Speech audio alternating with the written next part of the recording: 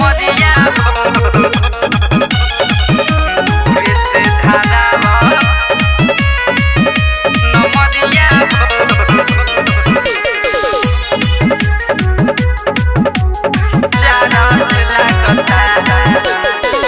मशहूर बंगाल के नचनिया हमारा के बाबू अपन बुझा जानी कनिया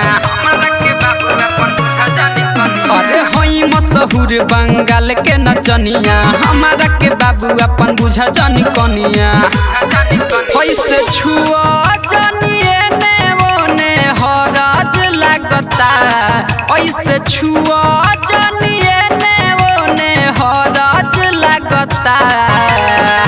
दूर से धारावा तू नमरिया हो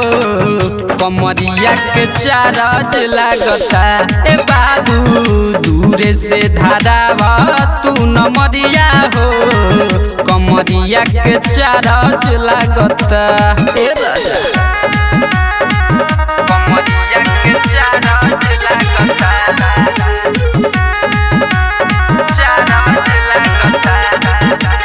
म्यूजिक बाई राजेश सहनी। माँ Jagdamba recording studio Madhopur. Hot बाटे फिगर हमार टाइट बानी माल हो हाथ भले छूल बाकी छुआ जनी गाल हो हॉट बाटे फिगर हमार टाइट बानी माल हो हाथ भले छूल बाकी छुआ जनी गाल हो तोहर दुनू होई नया नवा बाबू तारज बारता तोहर दुनू होई नया नवा बाबू तारज बारता दूर से धारावा तू नमरिया ए बाबू कमरिया के चारज लागता ए राजा दूर से धारावा तू नमरिया कमरिया के चारज लागता बुझला नमरिया से धारावा नमरिया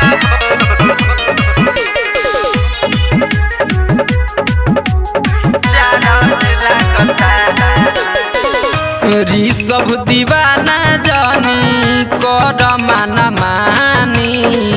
देख के भले पैसा सुन काट ली हजानी